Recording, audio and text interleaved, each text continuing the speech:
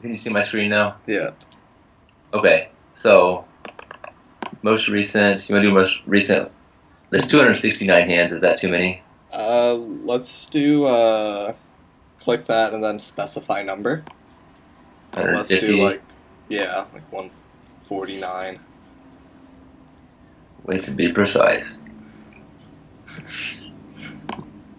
Alright, most recent 149, and then it's just replay all hands, right? Well, let's reverse the date so it doesn't play in reverse order. Okay. That's how you do it. Yeah. I'm in it. And replay all hands and report. Okay, so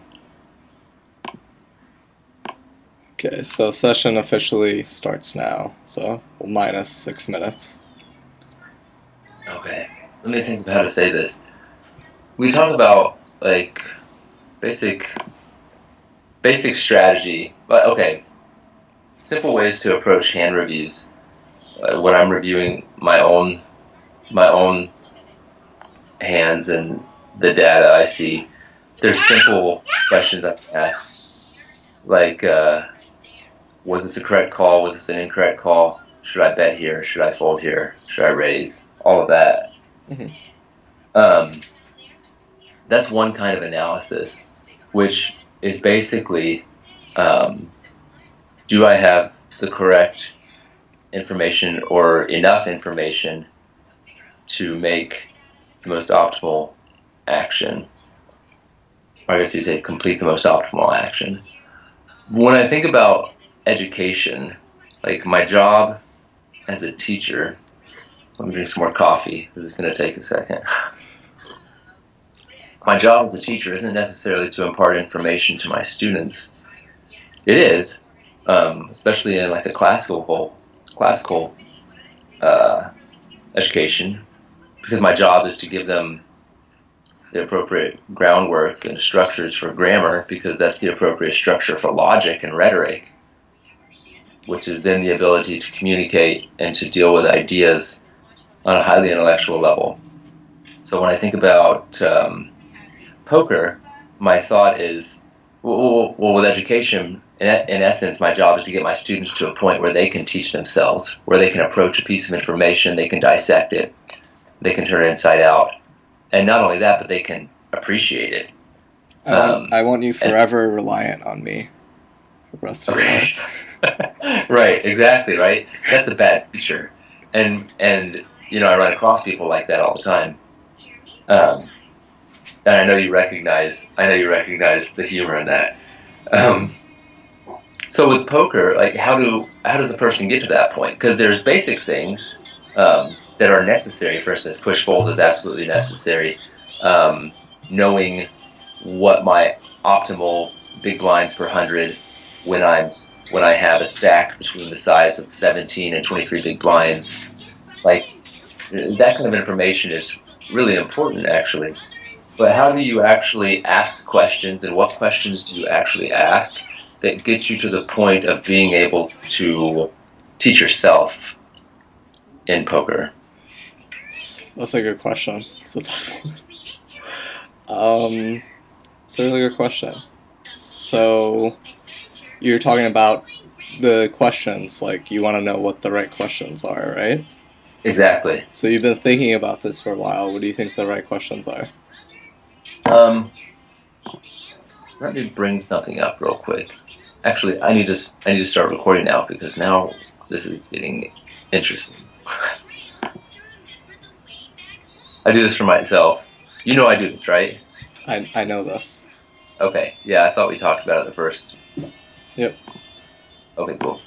Let me show you a little something I created, which is not that intelligent at all, because I'm like a pretty mediocre poker player.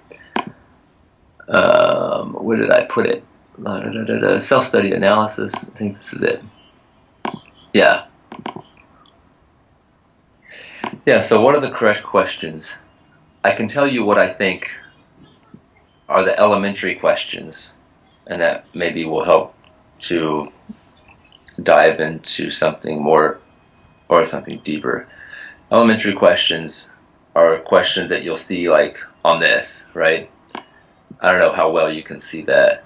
Um, there's the basic analysis of particular hands, call, fold, raise, flat, all of that. And analyzing areas of the game like push, fold, stack, depth, position, should I call, re-raise here? And there's combining those different areas, right? Mhm. Combining this stack depth with this position, things like that. And also villain tendencies, population tendencies, and how that all mixes in there. I feel like this is not basic, but I feel like this is like maybe the underpinnings. So you have different stack depths, obviously, and how do you perform with each of these ranges of hands at these stack depths? Okay, and then how do you deal with it pre-flop, on the flop, and turn river and all of that? Um, Here's something that you hear a lot in science, actually, when you hear scientists talk about looking about like evolution and things like that. When they look at the bones of a dinosaur, they'll tell you we don't have information when we dig up the bones and we do our carbon dating and our analysis. We have data, and all data has to be interpreted. Um, and and they'll tell you, if they're good scientists, that they actually come at it with an ideological bent. I mean, all information is imparted with an ideological bias, which is fine. It's not a problem. It just needs to be recognized so it can be understood correctly and appropriately. How do we deal with this information or with this data in poker? So, for instance, example one step for me is to look at this hand right here. Obviously, it's the hand I'm not going to play, but let's say it's king queen suited and it folds to me. So, one, automatically I know I need to open, but it's not enough for me to simply know I need to open here. I need to know not just obviously the why, but why. And I feel like there's even more important questions underneath that. Right. All right. So let's use a specific example because so the problem is you're taking this very large thing, which I'm not going to read because it's way too long. Oh no, I don't want to expect you to. Yeah. But let's just try and make this concrete instead of so abstract and crazy, right? So you're talking about what to open, right? So an important question is what makes something a good open? And why is that an important question? Because it allows you to take something general and turn it into something, and turn it into a specific instance that's repeatable and understandable. Right. I would paraphrase that as you are understanding an important principle of the game that you can apply, not for just this hand, but for all other hands, which is what I think you meant. Sort of. Yes. Okay. Okay. So questions that show you important principles of the game are going to help you play better. So in this question, what makes something a good open? Okay. Are you asking me the actual question? Yeah, I'm asking you the actual question. Okay. This is really helpful. See, like this is still elementary, I understand, but this is really helpful for me. What makes something a good open is if your range is, well, there are many ways to answer it. If your range is stronger than that of your opponents, and if you feel like you have an advantage post-flop, even if your range is not stronger than your opponent's. I want you to dig deeper on a more fundamental level. Okay.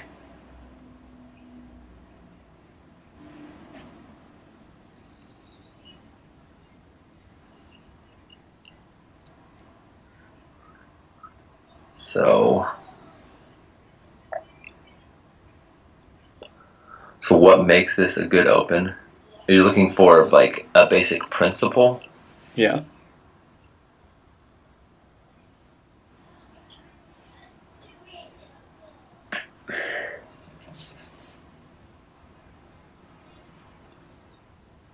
Hmm.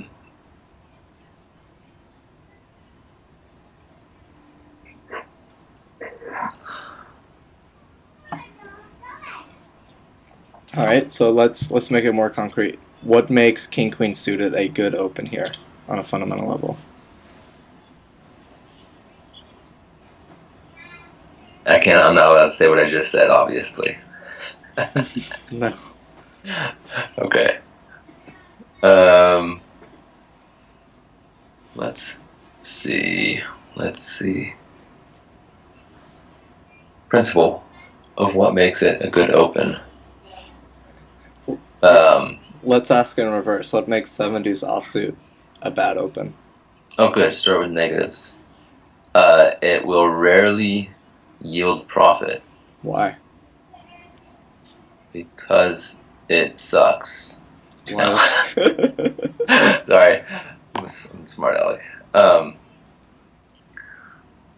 What makes 7 deuce offsuit a bad open? It will rarely yield profit.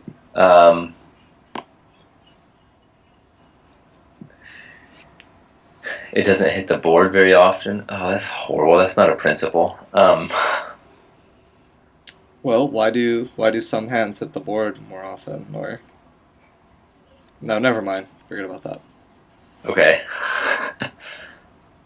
It's not as play. I'm gonna throw out everything I can think of. Maybe That's fine. It's not as playable. It's not as playable. That's important. Playability, right? Yeah.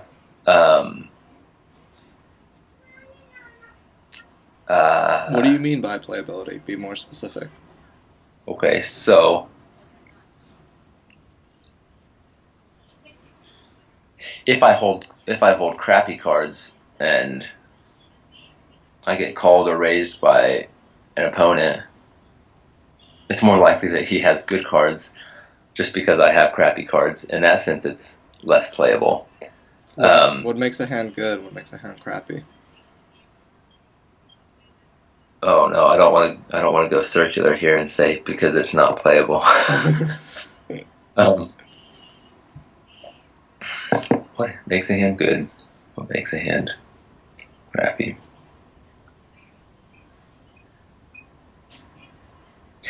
Because it can become a hand with value, or it can become a hand that does not have value or has too little value to realize. Mm-hmm. I think value is another word for equity, right? Yes, yeah. Right. So all hands on a fundamental have to do with equity and playability. Mm-hmm. Okay, and one more fundamental is risk versus reward. Okay, so the realization of equity and risk versus reward. Exactly. That is the fundamental of every single open. And even more fundamental is just does it. It all has to do. That's all what a means to the end. Does that being more likely to show a profit? Okay. So it has to do if it makes dollars, it makes sense.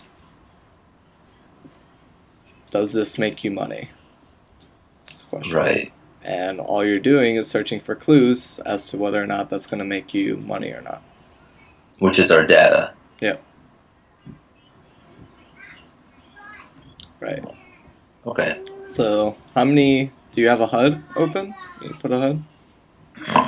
Are you the dude with the really ugly HUD who I get mad at all the time? No, I'm not. I have Daryl's Magic HUD experience. Oh, right. I remember this. Yeah. I remember this conversation. Right. Alright, so folds around to you. What data do you think is important here? What's the first most important things you should be looking at? First thing I always look at is my stack size. The blinds, what the level is, then my stack size, then my opponent's stack size is after me. Then I usually look at the first stat, well, not the first stat, but this stat right here to see how wide they're calling. Which a lot of times when you get to a short stack in relation to the blinds, these numbers matter less. especially when you've got 44 hands on a person. Mhm. It really doesn't. It really, you know, might not matter as much. Or maybe it's 14 hands. Yeah, this 14. is 40. Oh yeah, Yeah, that's that's the amount of big blinds he has. yeah. Um, those are the things I look like. Oh, and my of course my position. How many people are going to act after me? Right. Those are the things I look at. Okay, so like intuitively, do you think this is a good spot to open wider than normal or tighter than normal? The blinds are 900, 1800. This would be a good spot, I feel, to open tighter than normal. Why? This is a good shove stack right here. Hmm. This is definitely, let me, you have kids. Yeah, I have 2 kids. I didn't tell you that. Oh, congratulations. Thanks. A little These are belated. 7 years and 2 years belated. Cool, that's cool. I teach 3rd grade. I love kids. I love them. They're cool. They're good little Yeah. people. Yeah. Anyway, obviously a shove stack. Small blind to big blind. So I feel like I should be opening a range. Well, we've talked about this before. I have a few options, obviously. I open a range. I can either raise fold the bottom of my range, or raise with the very, very top of my range and call off to a shove. Hmm. Or I can, with the middle of my range, selected middle of my range, shove. Generally, I'll be a little bit tighter here, just because I know it's pretty likely that I would get shoved on given stack sizes. Hmm. Right. Okay, so few key things you're missing is I actually think the guy on your left stats are pretty significant. Okay. Statistically, it's very hard to play 43-8 out of 14 hands. I don't know how many people you've known. I don't know how often in your playing days have you ever gotten those stats in any hand sample, you know? It's just, you have to play in a very weird way. You have to call a lot of pots and very rarely raise. Right. So, those are actually pretty significant. And the guy in the small blind looks really loose as well. 33-5. Absolutely, yeah. Right? So you should notice that as well before opening. And that should tighten you up as well. Okay. Right. Let's do something here. So close this out. We'll just look at some open spots specifically. Which Close it. Yeah. Or you can minimize if you want. So we'll run a filter for spots where it folds around to you, and we'll talk about whether it's an open or not. What's this poetry link over there? Never mind. We're not going to tangent. Sorry? We're not going to tangent today. Never mind. We'll stay on track. No, now I'm intrigued. I was asking about your poetry link thing. Poetry PowerPoint. Oh, that's a PowerPoint for my students. Right. Okay. Oh. All right. So go to My Reports. New report. Hand report. Okay. Let me date this real quick. This is Finish. Filters. Add new filter. Actions and opportunities. Pre-flop. Pre-flop opportunities. Opportunity to open the pot, the very first one. Boom. Go to hand details on the left. Pot size and stack depth. Pre-flop. So you're going to say you have between 10 and 30 bigs. So this will all be short stack spots, 30. And turn it on. Hit add to filter. Save and apply. And I may need to change the date. Why? What date range you got? Oh, no, never mind. It'll say we're just doing the most 100, so it should be fine. Right. So we're going to analyze a bunch of open spots, and I'll have you analyze them, and we'll talk about the things you've seen, mistakes you've made, and kind of how to refine that process. Okay. Do I need to open IC Miser at all? No. And you're only going to get 10 seconds to, like, make a decision. And your answer is either going to be you're going to open wider than normal or tighter than normal. You could say a lot wider or a lot tighter, or a little bit wider, a little bit tighter. And you only get 10 seconds to make a decision. That way we make it like real life in game. Good. So. Why the fuck isn't this loading? Oh, you're in China's internet is slow. This shouldn't take internet. The database is on my computer. Well, I don't know how computers work, so. Right. Alright, replay all.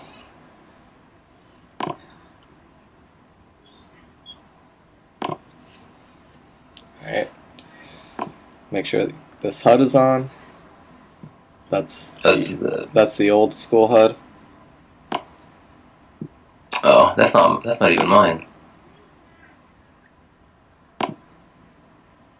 Alright, move the HUD out of the way. Yeah, I guess because it's a new table type. That's why they did that. This was a satellite. Alright. Okay. So yeah, what do you think about this spot? Folds around to you. You could play the action out if that helps you. But it might not fold around to me then. It does. Every hand in this thing folds around to you. Oh, I'm sorry. It's all good. Folds around to me. I open. Wow, oh, gosh. 5, 4, 3. Tighter than normal. Tighter? Why? He's called 50%. Yeah, it doesn't matter over 5 hands. Irrelevant. Okay. Tighter than normal because they both have 10 blinds, big blinds. They're gonna be willing to stack off with more hands like king high. Mm-hmm. Right, and so a thing you're missing as well strategically is when you have 10 big blinds, you can't do much raise folding. Right. Because people just rip on you super wide. We haven't done that work in IC Miser, but the shorter someone's stack is, if you keep everything constant, the wider you can jam on them. Rejam. Right. Okay, so next time, you get another 10 seconds. Okay. Should I... Here we go. Yeah. Okay, folds to me. 11 big blinds.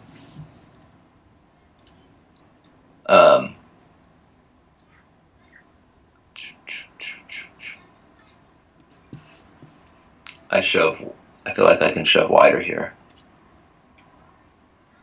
Okay, what about opening? We're just thinking about opening, not shove. Well, I guess you could talk about shoving too. Oh, I see. Opening, I'm not going to... I don't think that's... I open tighter here. I'm only going to open with something I can call off, I feel, with 11 big blinds. Why? Because it's pretty likely that I'm going to have to do it, given his stats and his stack size. Yep. Okay, so it's not just that guy. It's these two guys on your left have big stacks as well. Mm-hmm. For just putting you in, so notice that part as well. Right. And another thing, just strategically, you have 11 big blinds. You can't do much raise folding. Right. Okay, so you're going to play mostly a jam game and not do very much raise folding there. So yeah, instincts was right, but I think you missed a little bit of data. So sorry. I think your conclusion was right, but I think you missed a bit of data as well. Okay. All right, go ahead.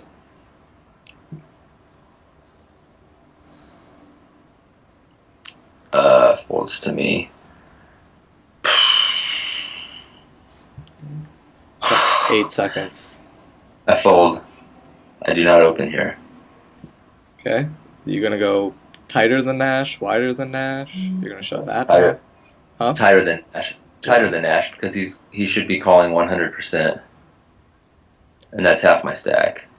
I don't think he calls 100. You think he calls you with 7 deuce off? If he doesn't call me with 100, he calls me with like more than 75, right? Right. What?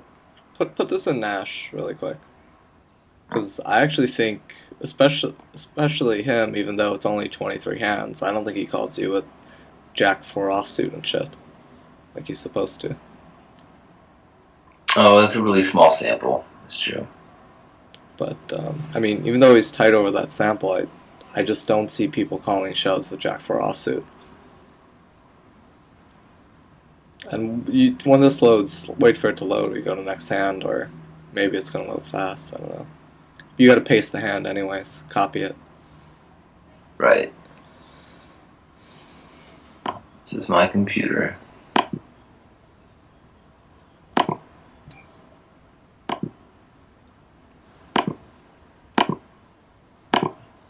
Okay, paste.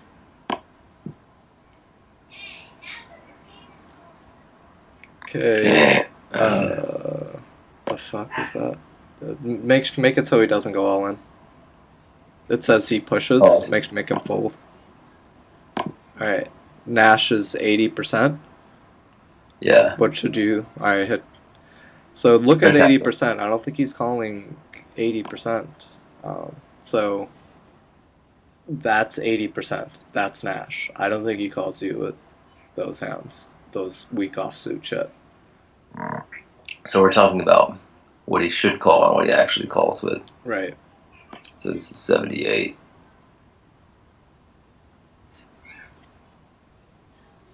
Okay. Yeah. So what he actually calls with is, it's not that much. Yeah. I mean, it's probably... You could even try that if you want. Alright. Okay. So... Alright, you can calculate now? Should I hit Nash first? No. Don't hit Nash. Alright, so this is going to be any two.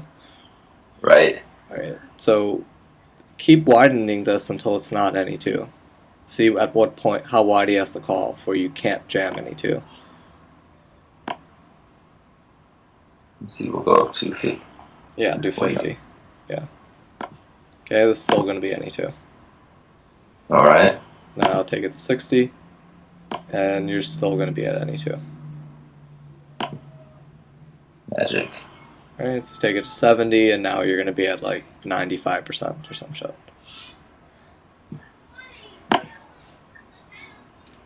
Okay. I'm off.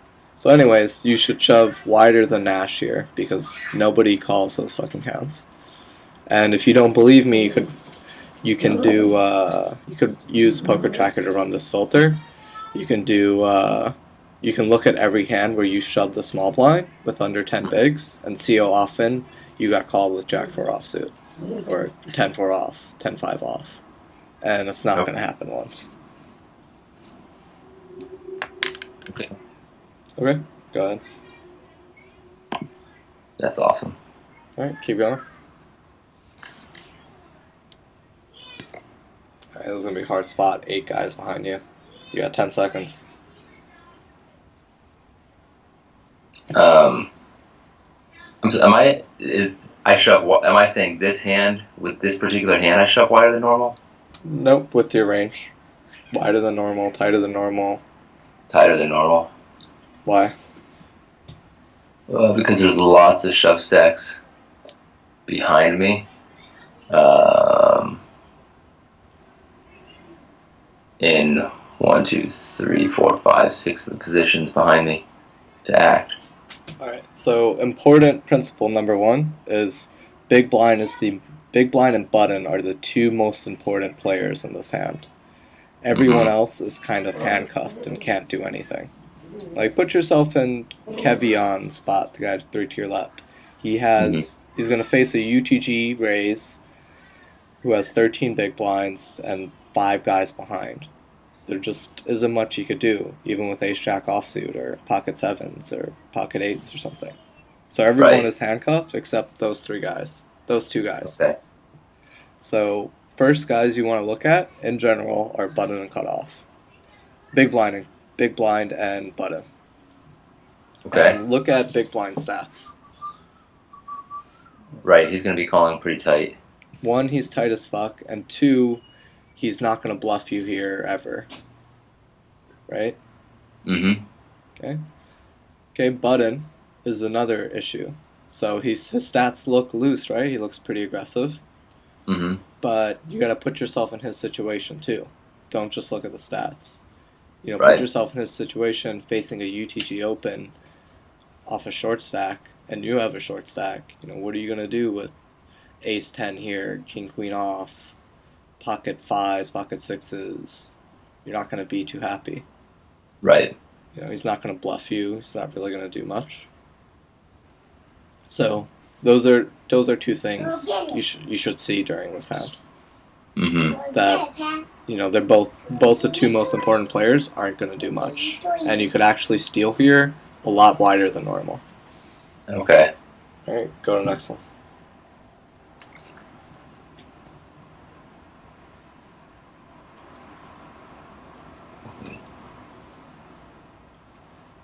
Okay.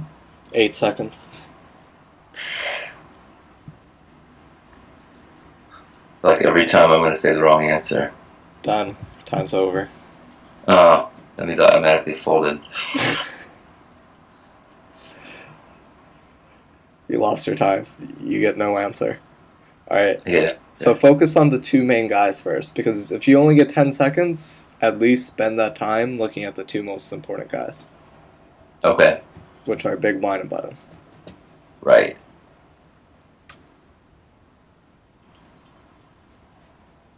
Okay. I mean, button's really tight.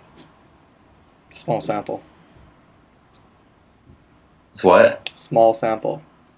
It is. Yes.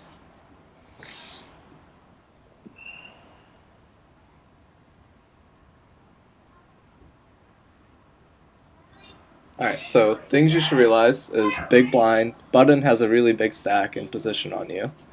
And, it's if he thinks you're full of shit, it's not that hard for him to just hit the all-in button if he wants. Even with like a pair of deuces or some shit on you. Mm-hmm. Big blind is interesting. So he looks like he has loose stats, right? But his fold to steal is 100%. Do you see that? The big 100? Yeah. And another thing is he hasn't called one open raise yet. He's never just called.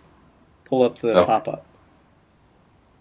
Okay, so I want you to make use of these pop-ups in your 10 seconds. So hit the pre-flop stat.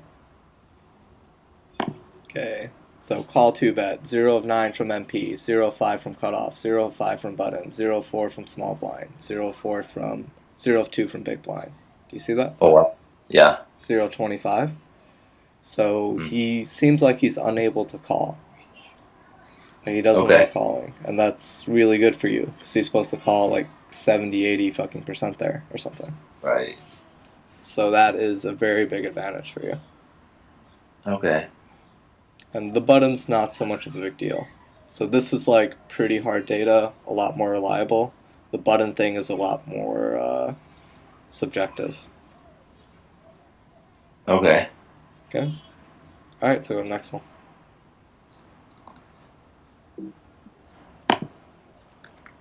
There we go. All right, this is the easy spot. Just two players. Yeah. I feel like I can open wider than normal. You're gonna go that fast. All right. What did you look What? at? What did you look at? What did I look at? I looked at my stack size. I looked at their stack sizes. 23 hands. I mean, he's put in for one. Yeah, that's worth a little bit. It's not worth nothing. Cold call, 2-bet, 0%. Cold call, 2-bet. I mean, there's only 14 hands, 0%. It's worth a very tiny bet. Yeah. Plus, I mean, his stats are pretty dang tight. Okay, so, I mean, that's the sample size so small, it's kind of irrelevant. So, one key thing you miss is small blind can't bluff you. So if you're playing a game where your opponent can't bluff you, it's really nice. Imagine, you want to play heads up with someone, like $1,000 heads up, and you tell them, hey, you can't bluff me the entire game, and we have to play. Like, it's a pretty big strategical advantage, right? Right. So small blind cannot bluff you. He's playing a game where he doesn't get to bluff.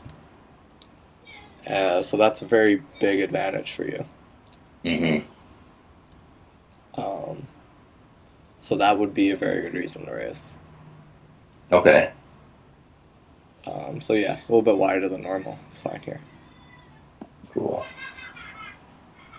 All right. Next one. Yep. This would be a tough one. Oh, you've done this table before, so go ahead. Yeah. Oops. It's fine. Yeah, I feel like, I can open wider here. Why? The same reasons we mentioned earlier. Ooh. Well, That's one hand. That's Doesn't matter. Yep. Because all of these guys, like you said, are handcuffed Mm-hmm. in anticipation of what could happen over here. Uh-huh.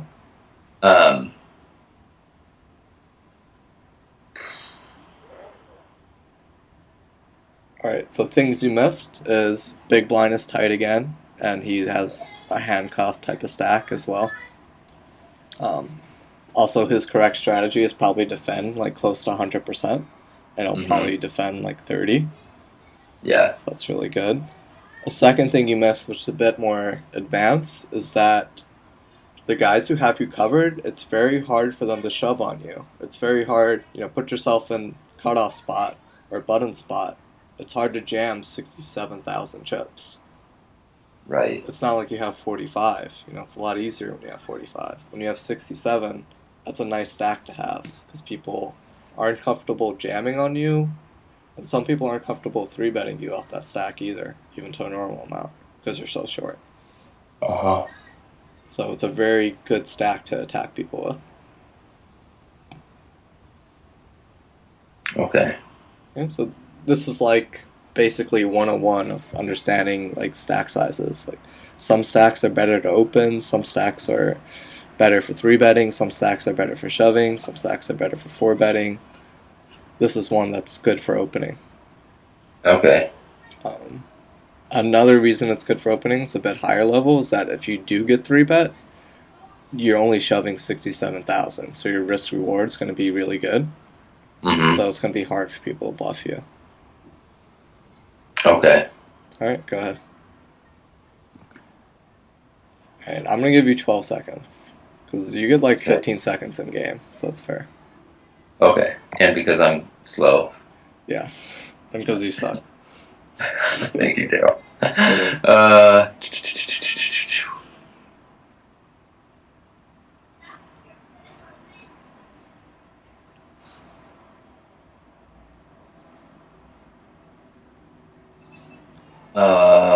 3, 2, why than normal? 1. Alright, why? Well, because I had to give an answer. Dang it, and then I just saw the buttons.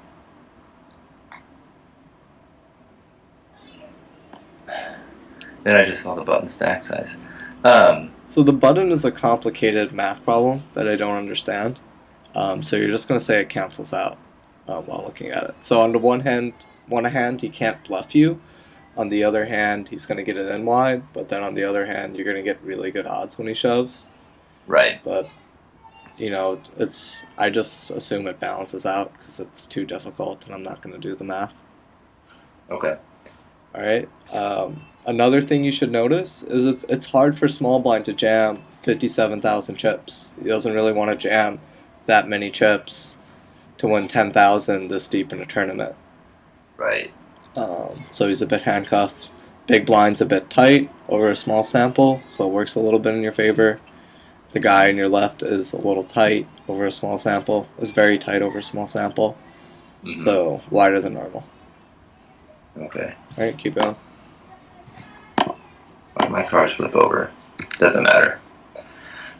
Okay, first position, 12 big blinds. These first position spots are hard. Alright, Yeah, they are. you got 10 more seconds.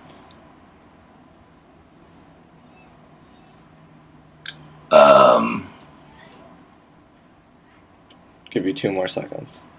Okay, you're done. Tighter than normal? Why?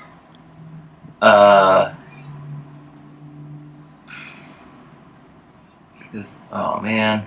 Forgot to look at the big blind and button first. Okay, big blind. Alright, so we're going to do another hand. You're going to look at big blind and button first. Okay, that's good. That's like a fundamental you're going to have to learn. So next hand, big blind and button first. Big blind. And then button. Okay, wider than normal. You didn't even look at button stack. You can't even tell button stack. Or do you know button stack? Oh. I mean, 3 big blinds. Yeah. Alright, so he's just kind of neutral. Yeah. Alright, so next time you have to look at button stack. You can't ignore a stack. Alright, let's go to next hand. Big blind and button first. Let me do this real quick. Block layout. So it doesn't move.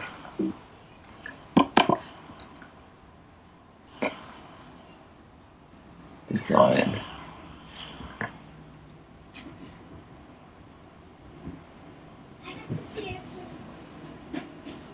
Ten more seconds. Tighter than normal? No, wider than normal. Wider than normal, definitely. Why? Why? Stack sizes, he's not going to... Oh, he might. He might shove on me. Right. And so might he, because of my stack size. Right. But at the same time, they're calling the open. Oh, I don't get this. Cold call 2-bet is like 0 out of 9, but then VPIP is 19 out of 65. He's mostly doing raising and 3-betting. I see. Okay. Okay, so, yep, you just didn't notice your stack in relation to theirs, which is important. Right. It's not, it's like your the effective stacks you guys are playing, right? Alright, go to the next one.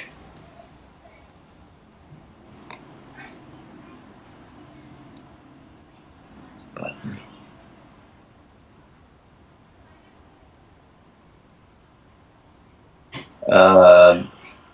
Wider than normal. Why?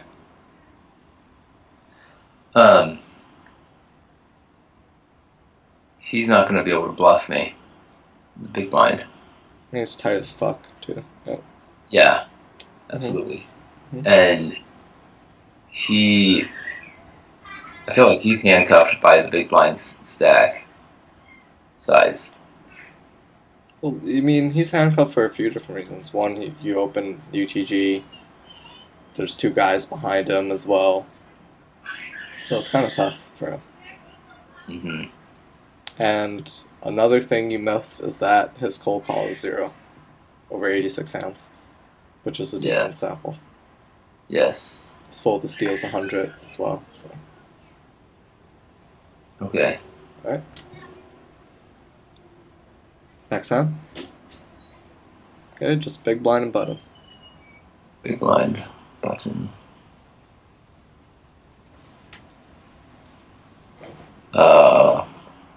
Wider than normal. Why? Um, Alright, dude. I'll see you. Alright, see you, man. See you, bro. No, someone else is there.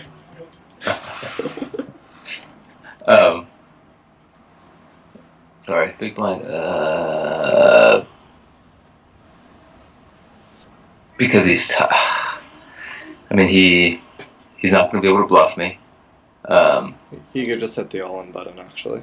So, looking at your stack, if you look at your stack, you have less than 20. You have just under 20 bigs. He has you covered, so he'd still have 16,000 if he lost, maybe 17,000, 18,000. So he can just hit the all-in button on you if you felt like it. Ooh. It would be different if he had less chips and he was risking his tournament too, but he could shove and still have 10 bigs. So he can bluff me. Yeah. Alright. So, and you kind of read this on the button. So he would be kind of neutral for you. Alright, go ahead. Next time.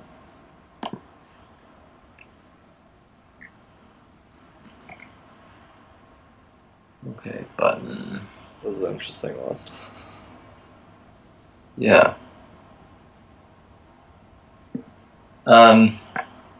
It's higher than normal. Why? They've both got. Oh gosh. Well, okay. I'm not worried about him. Mm-hmm. But he's really splashy. Yeah. Really splashy, and might try to get fancy on me. Uh-huh. Right. But I've got position on him. Right. So see, that's the problem, is you can infer that he sucks with stats like this. That's a pretty decent inference, but at the same time, he's not going to fold to you, right? And what you want is folds. So it's pretty tricky. But since it's early position, opening wider means opening like ace 10 off, ace 9 off, king jack off, queen jack off, stuff like that. And those are all shit that does really well versus him, versus loose range and position. Right. You know, opening wider in middle position means like opening more low suited connectors and weak offsuit aces and shit like that, you know? Right. So opening wider in this spot just means more hands that kind of do well versus his range. Okay. So it's a bit different. Yeah. It's a complex spot. Probably a bit too complex. I don't anywhere near fully understand it either. So we'll just skip this one. Not a bad analysis though. I like your thought process. Okay.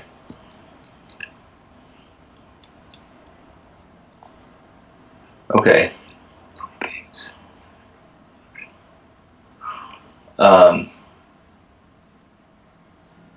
It's higher than normal. Why? Big blind button both have stack sizes that outdo me. Okay, so look at big blind's call 2-bet and fold the steal. Ooh, yeah. Big blind, not button. Yeah. Yeah. So 0 out of 19. So that indicates wider than normal. Right. Okay, so and full deals 100%. A bit of a higher level thing is look at the button situation. So you raise, right, and he wants to jam on you. Those guys have about the same amount of chips as he does. So you'd have to, I don't know what he'd have to do. He'd have to go all in for 52,000 and risk those guys catching a big hand.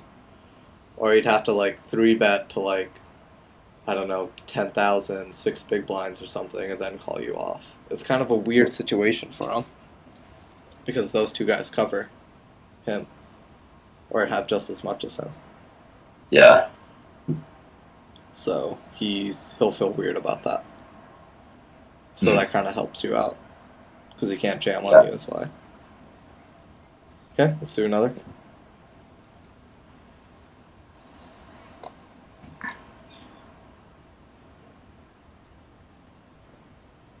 This spot's too fucking complicated, I don't know. Just go to the next one. Really? Okay.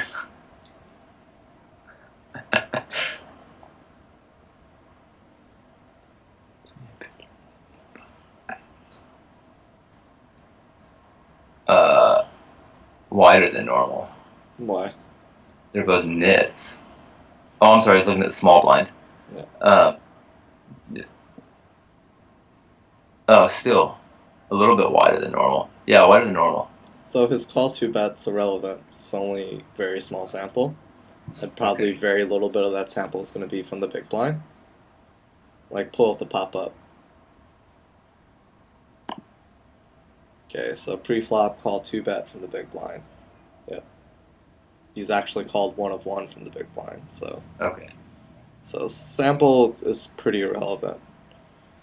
Decent rule of thumb is like 100 hands is always going to be better. I mean, 25 and under is just always going to be not very good. Right. Okay. Um, so you're kind of readless on him, and Button's call two bets 30%.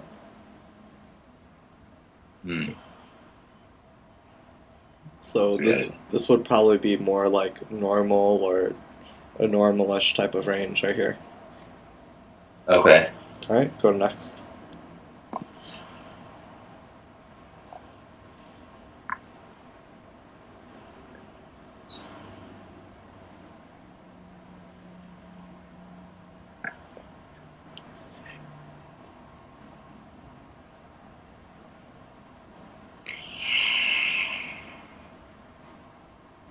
It's either tighter than I think tighter than normal.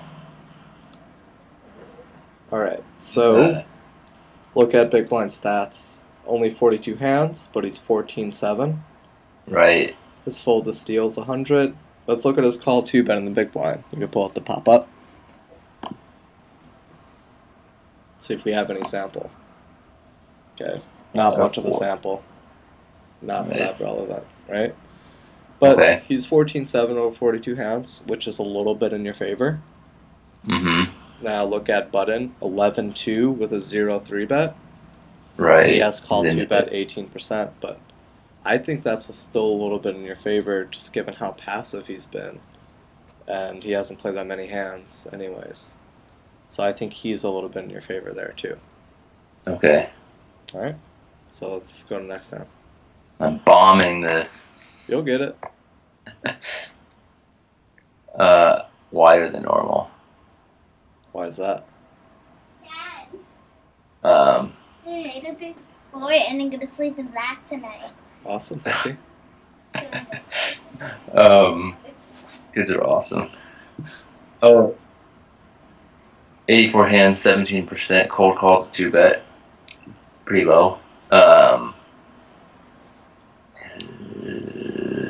So remember we Fold talked- blind to steal is 50%, so that works in my favor every time. Well, that's irrelevant. 1 out of 2 hands. All right. So, cool rule of thumb for raising the small blind is you should raise pretty close to any two versus most opponents because it's about risk versus reward, right? So if you raise here to like 5,000, you're risking about 4,000 to win 4,500.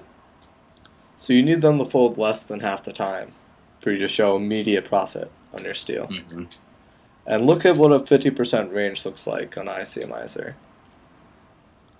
So go there, pick that, click that 90%, yeah.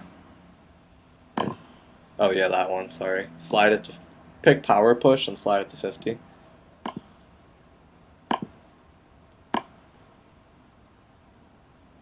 So yeah, I mean, if someone told you they were defending that, you should still raise, because you're going to show immediate profit. And Right. most people aren't defending that, although they should. So cool, easy rule of thumb you could use. Okay. Alright, so in closing, and we'll go over this more. So I want you to practice doing this versus button and big blind. Do it under Okay. time pressure. And you can make the time pressure 30 seconds if you want. You know, if you felt like 10 to 15 was too hard. And as you get better, you can lower the time pressure, or you can add a person to your thought process. So, like, the end game is being able to look at all players in like a 15 second, 10-15 second interval, right? But we're going to Mhm. start doing it with 2, and then work our way up to 3, 4, 5, 6, 7, 8, 9, right? Yeah. As we get better. Right? So start with just focusing on button and big blind. Do it under time pressure. The mistakes you're commonly making are with sample size. Okay. So be a lot more conservative with your sample size. Mm-hmm. And use, when doing your analysis after the fact, go a bit deeper into the stats, take your time. You know, make sure you're getting it right. Another mistake you're making, and maybe you want to write these down or you're recording, so whatever, I'm recording, so I'll listen to it again. is motherfucker. What the fuck? is like looking at the effective stacks for your opponent. Okay. So make sure you just get the stats right. Don't missing stats is your problem. Reading too much into small samples is your problem, and not looking at effective stacks. So managing those three skills are the most important. The other shit we talked about is a bit more advanced, like putting yourself in their shoes and whatever other shit we talked about is a bit more advanced. But mastering those three are like the basics, Okay. All right, and this is like a pretty key aspect of 20 big blind and underplay. Finding those good spots to steal, finding spots to play tighter, all that. Right. All right, talk to you later, brother. All right. I appreciate it, man. See ya. See ya.